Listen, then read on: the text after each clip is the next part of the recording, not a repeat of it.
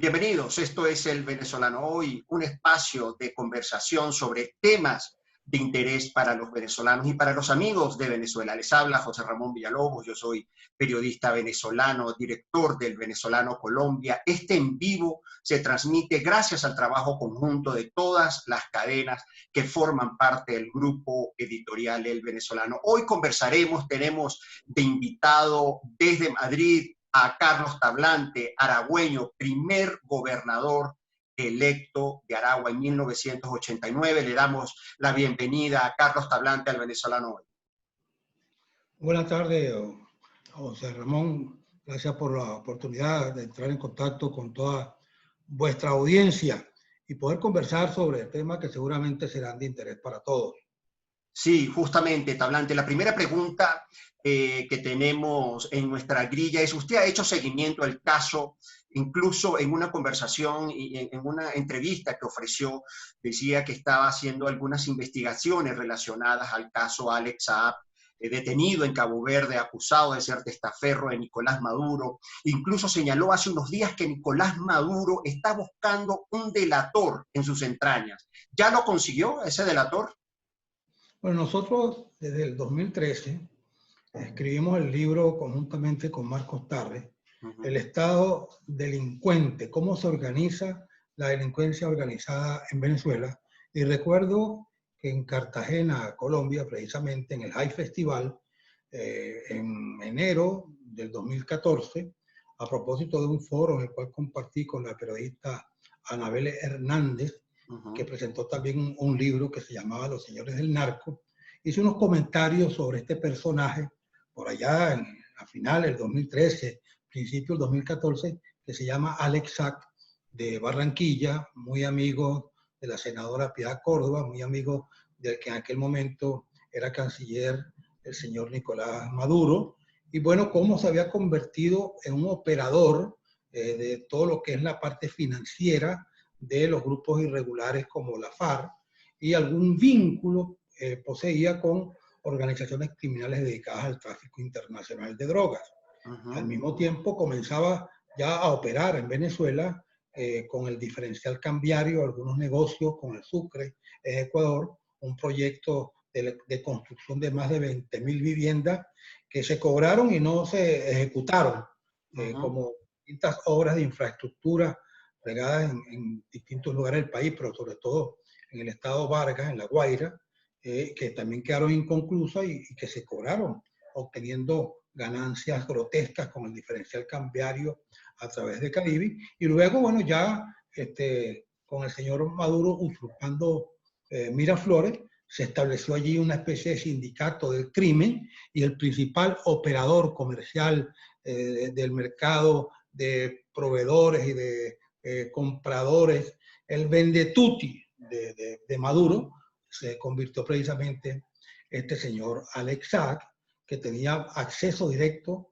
a Miraflores en esas circunstancias, sí, de que la usurpación por parte del Estado ilegal, el Estado delincuente, el pisotear, el aplastar a las instituciones, a la legalidad, a la Constitución, hizo posible que se le abriera espacio a una estructura criminal donde uno de los principales operadores precisamente fue y sigue o seguía siendo este señor Alex Saab, que fue detenido en Cabo Verde cuando precisamente estaba realizando una operación de compra de gasolina, es decir, vendiendo nuestro oro. Prácticamente él lo compraba muy barato en Venezuela, porque incluso ellos le pusieron la mano a Minerven. Él colocó allí a un empleado de él en la presidencia de Minerven y tenía entonces acceso al oro, al diamante, al coltan, y al final, bueno, esos minerales nuestros se utilizaban para una especie de trueque donde compraban gasolina bien cara en los inventarios que hoy existen en el mundo, que todos sabemos que por la caída de los precios del petróleo, bueno, la gasolina está ahorita en precios que relativamente son bajos. Nosotros no tenemos gasolina porque sencillamente acabaron con las refinerías. Las mejores refinerías que existían en el continente, que eran las nuestras, que éramos exportadores de gasolina, bueno, fueron destruidas precisamente por la ineficiencia y la corrupción Sí. que se fue adueñando el país, que fue sustituyendo al Estado de Derecho por un Estado delincuente. Este señor Alex Saab es uno de los principales operadores de esa estructura criminal y fue detenido y actualmente bueno, está todo ese proceso de extradición. Ha habido un despliegue diplomático, jurídico, político por parte de los Estados Unidos, que ya han logrado que se inicie el proceso para que se pueda concretar la extradición hacia los Estados Unidos, donde tendrá que responder por distintos delitos, porque ya tiene abiertos juicios relacionados con la violación de la ley de prácticas corruptas, juicios relacionados con el tema del tráfico internacional de drogas, con la delincuencia organizada transnacional, y nosotros creemos pues que allí, bueno, partiendo de la presunción de inocencia y del debido proceso,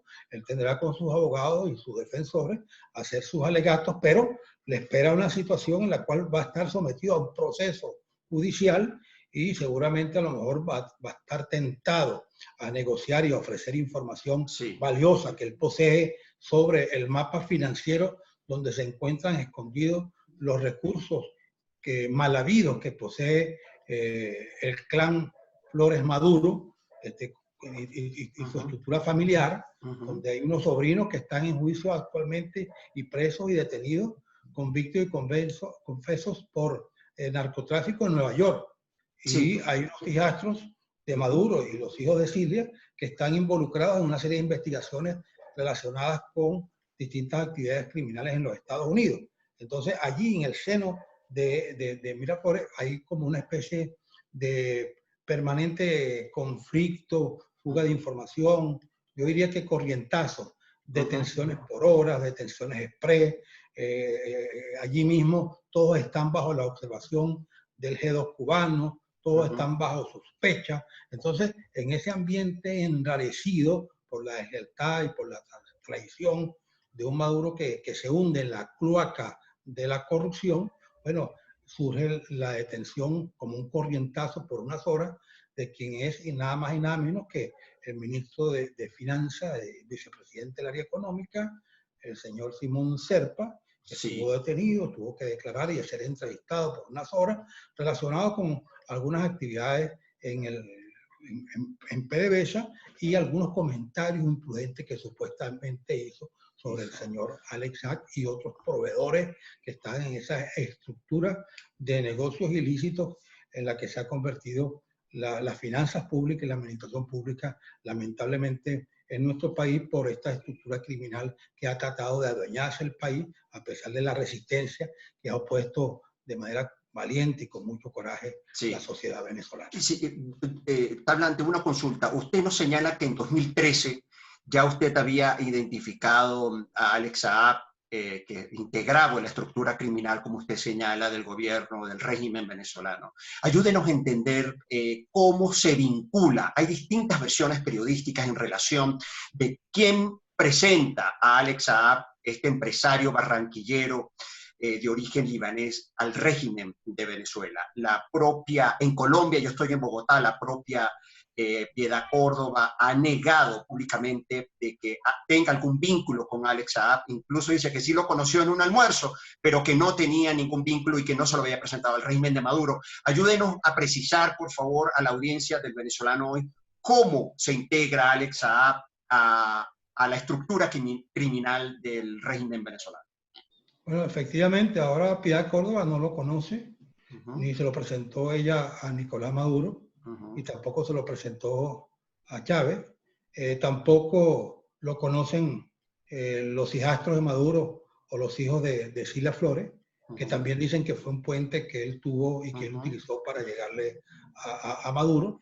Lo cierto es que independientemente de cómo llegó, ha estado allí, estuvo allí y ha tenido el control de todos los negocios con los contratistas y los proveedores de la administración de lo que podríamos definir como la gestión de este Estado delincuente, tal y cual como lo denunciamos en aquel libro, que después complementamos con otro libro que salió a finales del 2014, que hemos titulado El Gran Saqueo, quiénes y cómo se robaron el dinero de los venezolanos. En ambos libros, que al finalizar el programa te ofrezco enviarte los PDF, vas a encontrar suficiente información y los contenidos de cómo se fue conformando toda esa organización de delincuencia organizada que fue planificando el saqueo de los recursos de todos los venezolanos para llevárselos a sus bolsillos y convertirlo en patrimonio particular de cada uno de ellos. Es decir, en nombre de una supuesta revolución a favor de los pobres, en nombre de la mayoría del país, bueno, unos poquitos, un puñito enchufado, se robaron el dinero de todos los venezolanos. Es decir, una especie de operación de casino. Jugaron con el dinero de todos los venezolanos y unos poquitos se enriquecieron. Y esa es la situación que nosotros hemos puesto al descubierto en estas dos investigaciones que le presentamos al país y que, por cierto, yo también le envié en aquel momento a Miraflores en el año 2014, finales del 2013, el texto de este libro con las denuncias, y también lo entregué en la Fiscalía General de la República y en la Comisión de Contraloría de la Asamblea Nacional.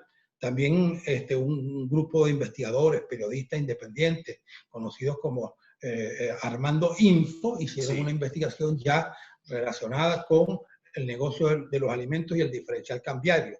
Y allí pusieron en evidencia cómo se compraban alimentos con fechas próximas de caducidad, ¿sí?, próximos a vencerse, con una calidad desde el punto de vista sanitario que realmente no reunía los requisitos, a precios muy elevados, y bueno, esos productos los incluyeron en la caja de los CLAC y realizaron unas negociaciones que les permitieron obtener ganancias grotescas a costilla del hambre de todos los venezolanos. Y eso, por supuesto, se investigó. El señor Alexa lo negó su vínculo con Maduro, dijo, yo no conozco a Maduro, y ahora resulta que cuando lo detuvieron en Cabo Verde, le sacaron un remitido de la Cancillería diciendo que el señor Alexa era nada más y nada menos que agente del gobierno y que tenía pasaporte diplomático. Un diplomático venezolano. Venezolano, así, no lo conocían y ahora resulta que es agente del gobierno. Es una clara contradicción y además un conflicto de intereses, porque si el señor era empresario, representaba los intereses privados y negociaba con el Estado y al mismo tiempo era empleado público, allí hay un conflicto de intereses que es violatorio, por supuesto, de todas las disposiciones legales que están previstas en nuestro ordenamiento jurídico en contra de la corrupción y en defensa del patrimonio público. Sí, Tablante, una precisión, porque en las lecturas que hacemos relacionados al caso de Alex Saab, está enfrentando cargos por lavado de activos, ¿no?, en Estados Unidos, según la notificación que tenemos, y operaciones ilegales con oro, petróleo, pero también con narcotráfico. En el caso de Alex Saab, también pues, todo es parte de un mismo conglomerado internacional criminal. Bueno, además de que es cierto lo que tú constatas del conglomerado criminal internacional, y una de las actividades más importantes del tráfico de drogas, no es la más importante, que en Venezuela, en la medida que teníamos ingresos petroleros elevados por los altos precios, la actividad del tráfico de drogas estaba en manos de la FARC, por el lado de Colombia, y el ELN y los grupos paramilitares, además los grupos mexicanos. Parte de la droga salía por el Pacífico y otra parte por Venezuela hacia distintos destinos, fundamentalmente Estados Unidos y Europa, y el señor Alex Saab parece que tenía algún vínculo, creo que de acuerdo a las informaciones que nos llegan del proceso legal que se le sigue en los Estados Unidos, con algunos de estos grupos irregulares que tenían la responsabilidad de ser, digamos, los que manejaban o gestionaban el transporte, el cultivo, el procesamiento en los laboratorios del clorhidrato de cocaína, y sobre todo la parte financiera, el lavado del dinero, porque el tráfico internacional de drogas requiere de una materia prima fundamental, que es el dinero. Si usted restringe y limita el dinero, es decir, se hace prevención efectiva en todo lo que tiene que ver con el movimiento de los capitales ilícitos, de esa manera entonces también se va limitando y restringiendo la impunidad con la que actúan estas organizaciones criminales que necesitan dinero. Y una vez que ponen en riesgo su dinero en todo lo que es la operación criminal, después también necesitan recuperar ese dinero para legitimarlo y tratar de que pueda moverse lícitamente por los circuitos financieros internacionales. De manera que una vez que se detenga Alex Saab, que esté ya bajo juicio en los Estados Unidos, nosotros tenemos que promover iniciativas desde Venezuela para demostrar que somos el país víctima de la fechoría del que está siendo procesado en los Estados Unidos. Y Sí. buscar la manera de recuperar parte del dinero que le robaron a Venezuela. ¿Cómo lo vamos a recuperar? Bueno, ya en la investigación se podrá construir el mapa financiero de toda esa organización criminal, sus distintos operadores, su socio Álvaro Pulido, sus otros operadores financieros, y buscar la manera de ver cómo le llegamos a los recursos, al patrimonio mal habido que posee Alex Saab, que de acuerdo a las informaciones son varios miles de millones de dólares, y que nosotros necesitamos ese dinero para poder reconstruir a Venezuela una vez que entremos ya en la fase de transición, y que necesitamos, por supuesto, reconstruir el país desde el punto de vista social, desde el punto de vista económico, desde el punto de vista institucional, superar la tragedia, el desastre por el que está pasando el país, sí, desde el punto de vista de la crisis humanitaria compleja que estamos padeciendo. Tablante, ahora, ¿qué destino tendrá Alex Saab? Porque nada está dicho. La última información, se ha rechazado el habeas corpus de su defensa, según información que trascendió en los diarios y en los medios de comunicación, fue aceptado el proceso de extradición, pero evidentemente incluso los propios abogados que están involucrados en el caso dicen que faltan unos meses, que todavía hay unos tiempos para que en ese caso Saab niegue sus cargos. Ante un eventual escenario de extradición, que pareciera ese ser el camino a Estados Unidos, hay dos rutas. O niega los cargos, como lo ha hecho Alex Saab en otras ocasiones, como usted muy bien señaló, que se desvinculó, incluso dijo que no tenía ningún tipo de contrato ni relación comercial con el régimen de Nicolás Maduro, y la otra es que colabore con las autoridades de las autoridades norteamericanas. En el caso de que Alex Saab colabore con las autoridades norteamericanas, ¿usted considera que eso pueda tener realmente un impacto en debilitar al régimen de Nicolás Maduro al punto de poner en riesgo su permanencia en el poder? Sí, yo creo que va a tener un impacto importante. Creo que la experiencia que ya hemos vivido, por ejemplo, con el caso de Alejandro Andrade, que fue tesorero general de la República, presidente del Fondo Único Social, y que estuvo durante un tiempo en los Estados Unidos como testigo protegido inicialmente, ¿no? Sí. Y se comprometió con las autoridades americanas a aportar una serie de informaciones que luego no concretaba. Al final, bueno, llegó a un acuerdo con esas autoridades y actualmente está en prisión, y ha ofrecido información que ha dado lugar a otras investigaciones, a otros expedientes y a otros acusados, que forman parte de esa estructura criminal a la que he hecho referencia. También, por supuesto, ahí surgió en esa oportunidad también el nombre de Alex Saab. Alex Saab tiene mucha información que aportar sobre su relación con Nicolás Maduro, con los hijos o los hijastros de Nicolás Maduro, hijo de Cilia Flores, con el hijo de Nicolás Maduro, que realiza importantes negocios con el grupo Morón, Santiago Morón, y todo este grupo que funciona desde el estado Zulia. Bueno, él tiene mucha información. Lo que dijo Francisco Convic. Francisco Convic fue detenido dentro de esas detenciones express durante 2 días en el SEBIN y luego fue liberado.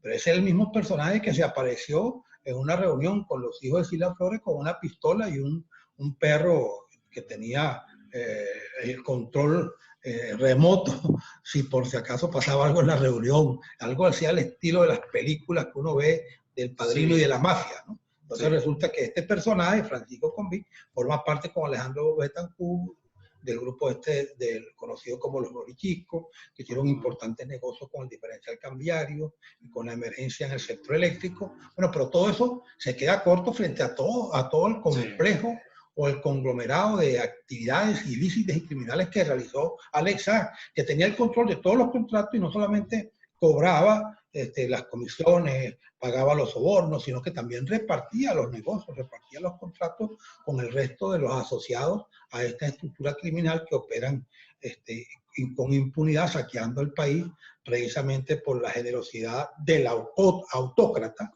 Nicolás Maduro, que es el responsable de todos los males y el desastre que está padeciendo Venezuela. Ahora, Sí, Tablante, ¿qué información actualizada está manejando usted a propósito de la denuncia que hizo sobre la detención y posterior liberación del ministro de Finanzas del régimen sobre, una vez detenido Alex Saab en Cabo Verde, en África? Internamente se desata una búsqueda, según lo que yo puedo interpretar de sus declaraciones, una búsqueda de quién delató en las entrañas, porque también es un proceso y es un escenario muy complejo. Se dice que está involucrado más de 10 países, digamos, frente a una estructura criminal como se señala, hay muchos actores y operadores. Pero en las entrañas del régimen, ¿por qué este señor Serpa incluso se señala que al director general de contrainteligencia militar también, a Fernández Dala, también lo han investigado e interrogado? ¿Por qué a ellos? Bueno, mire, con relación a Simón Serpa, Sí, que fue cuando hicimos el señalamiento sí, de sí, su retención por unas horas y sí, el alojamiento en una casa donde se sometió a algunas entrevistas. sí. En primer lugar, hay que decir que hay una relación de amistad entre Alex Saab y Simón Serpa. Ajá, Alex Saab es el proveedor, pero el que ajá, paga, el que recibe la orden de Nicolás para que haga los pagos, ajá, ajá, para que haga las órdenes de compra, es Simón Serpa. De manera que ajá, Simón Serpa sabe el recorrido por toda la ruta financiera, ¿no?, que realiza Alex Saab, sabe de sus salidas del país, ajá, sabe de los destinos donde va a ajá, realizar las distintas compras, en este caso compras de gasolina, o en otros casos compras de alimentos, compras de equipos médicos, compras eh, de cualquier tipo de recursos que le haga falta a la gestión criminal que realiza el señor Maduro. Entonces, bueno, ¿cómo este señor Serpa, que tiene esa información, a lo mejor hizo algún comentario impertinente, inconveniente para él, sobre el viaje que realizó el señor Alex Saab? Porque hay que recordar que ese es un viaje muy peculiar, no se hizo cumpliendo con el protocolo. Es decir, ajá, cuando usted va a volar, va a realizar un vuelo hacia algún destino, la tripulación le toma nota a todos los datos de la identificación de cada uno de los pasajeros. sí, Lo identifica, les pide claro, los pasaportes o los documentos de sí, identificación y con eso hace una lista y notifica al país destino: mire, voy a regresar un vuelo hacia ese destino y mis pasajeros son tales y tales. Bueno, el nombre de Alexa no aparecía. Era un fantasma. Ahí está, en él ese estaba vuelo, o viajando sea, no en se ese vuelo, sabía él que no, iba ahí. no se sabía que iba a ir. Ajá, Entonces, claro, alguien dijo que él iba allí. Cuando se hace la escala, bueno, en ese momento se produce la activación de la alerta roja de Interpol y se sí, procede a la detención porque él estaba sometido a una investigación y tenía una orden de captura en los Estados Unidos emitida desde julio del año pasado, que sí, todos recordarán que la gente decía: bueno, ¿y por qué salen en la lista tantos sancionados y no aparece Alex Saab? ¿Qué pasará con Alex Saab? Bueno, sencillamente los americanos estaban haciendo el expediente, metiéndole carpeta al expediente Alex Saab, y una vez que tuvieron ya montado bien y bien documentado con suficientes pruebas el expediente, no solamente lo sanciona, sino que emiten una orden de captura en su contra. Y eso es sí, lo que permite ahora que se inicie el juicio, el proceso en su contra en los Estados Unidos. Pero en ese nido de alacranes en el que se ha convertido Miraflores por las traiciones, por las deslealtades, allí, bueno, todo el mundo sospecha a todo el mundo.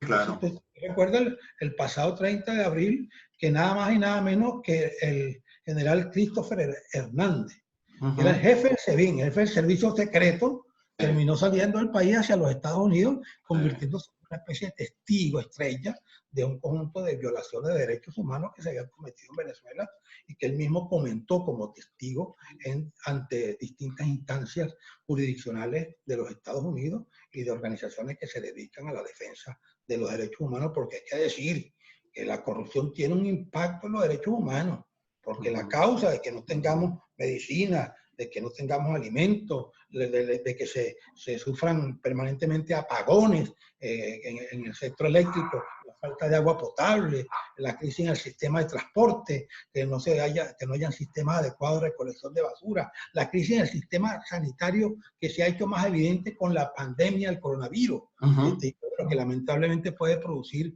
gravísimas consecuencias por los indicadores que ya comenzamos a ver, sobre todo en la zona fronteriza y en el estado Zulia. Pero todo eso es consecuencia del gran robo, del gran saqueo que planificaron y ejecutaron este grupo de vagabundos contra todos los venezolanos y que hoy, bueno, están siendo sometidos a investigación y a juicios judiciales en distintas jurisdicciones y que, bueno, lo más importante, y es en lo que debemos estar atentos, es ver cómo recuperamos la plata que se robaron de Venezuela para poder utilizarla para reconstruir a nuestro país una vez que recuperemos la democracia.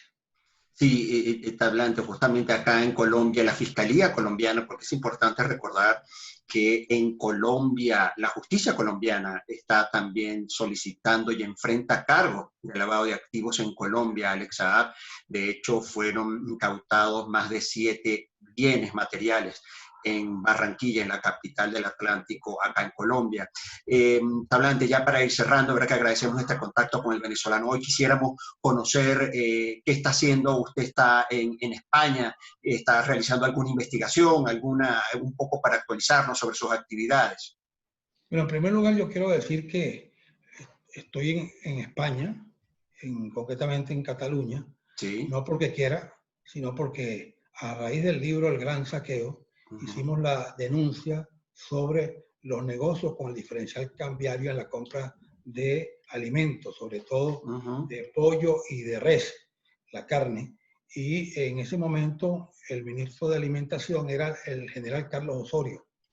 Y a través de sus cuñados se cobraron en bancos suizos y panameños comisiones y sobornos por más de 6 millones de dólares. Nosotros mostramos los vouchers, los soportes de esos pagos realizados por el proveedor, el señor Namal Wakil. Hicimos la denuncia con toda responsabilidad ante la Fiscalía General de la República y ante la Asamblea Nacional. La Asamblea Nacional emitió un voto de censura contra este general y la Fiscalía General, en tiempos en los que estaba allí Luis Ortega Díaz, realizó una investigación.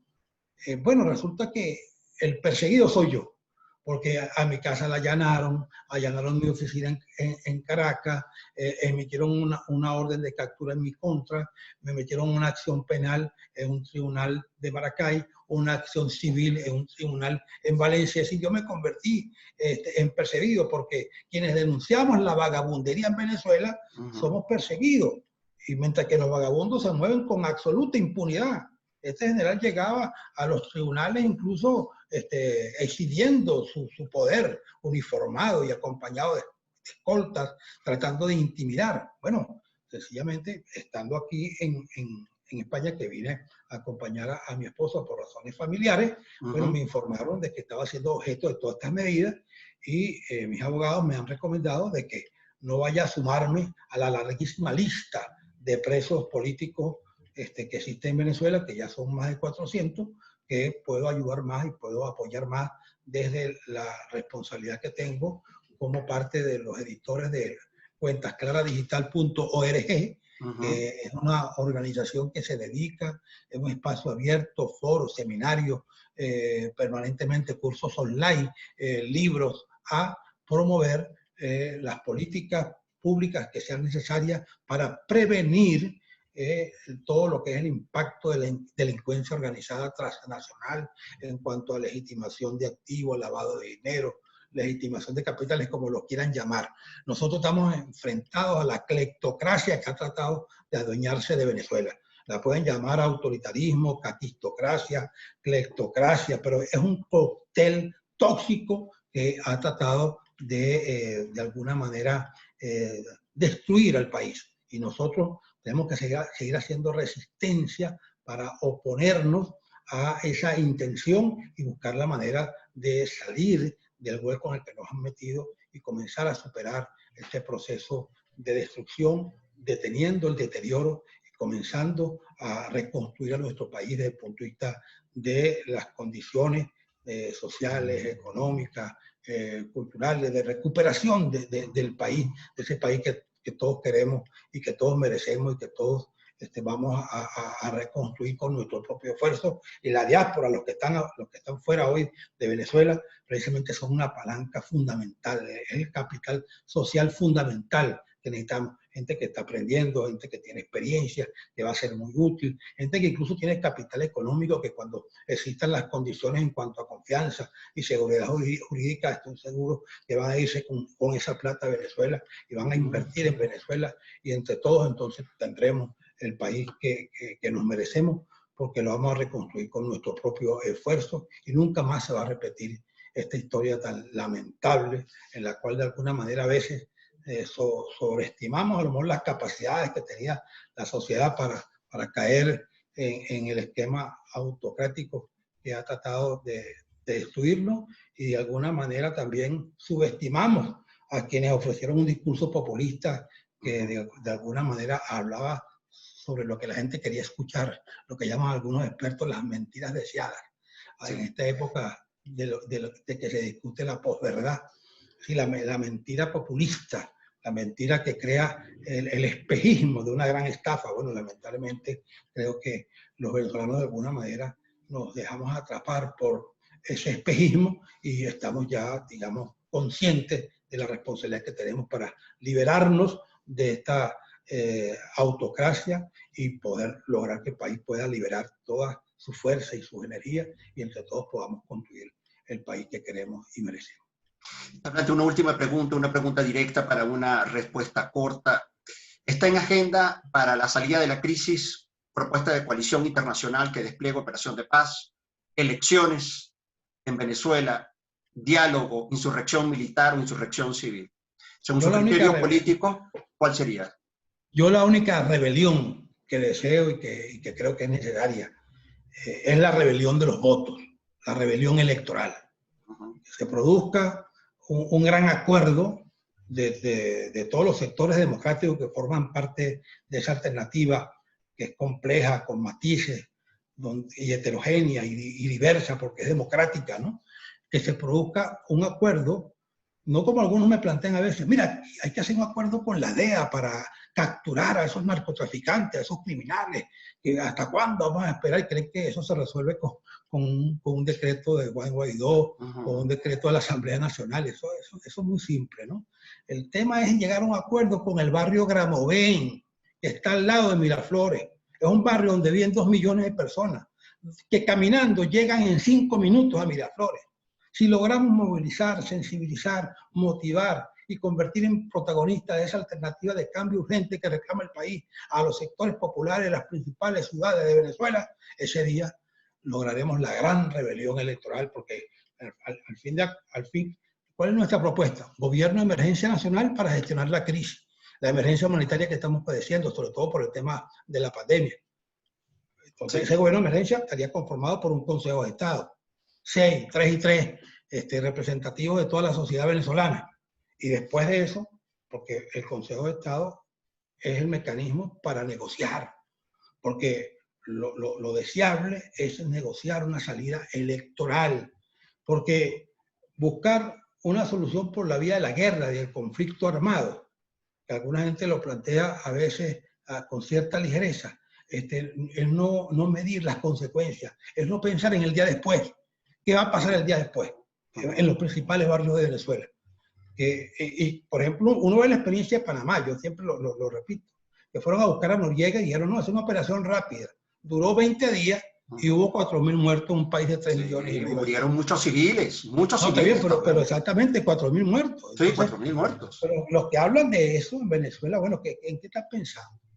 Es decir, nosotros tenemos que buscar la manera de propiciar con la presión internacional, con la comunidad internacional y la Unión Europea y todos los países del Grupo de Lima, y el presidente Guaidó, bueno, impulsar la propuesta del gobierno de emergencia nacional para gestionar la gravísima crisis humanitaria que está padeciendo Venezuela y detener el desastre. Y al mismo tiempo, bueno, negociar a partir de allí una salida electoral que, por supuesto, parte de lo que ayer se aprobó en la Asamblea Nacional, que es un conjunto de requisitos mínimos. Es decir, tiene que haber un árbitro confiable, tiene que haber observación internacional, tiene que haber políticos que no estén inhabilitados, ni estén perseguidos, liberación de los presos políticos, los partidos tienen que estar legalizados, tiene que haber la capacidad para que los venezolanos que estén en el exterior voten y tengan derecho al voto, tiene que haber una capacidad para evaluar y auditar todos los sistemas de control del escrutinio electoral y del registro electoral. Es decir, esas son las condiciones mínimas. Y por supuesto un árbitro nombrado y designado como la Constitución lo prevé desde su artículo 294 al 296. ¿Quién nombró a los actuales rectores del CNE?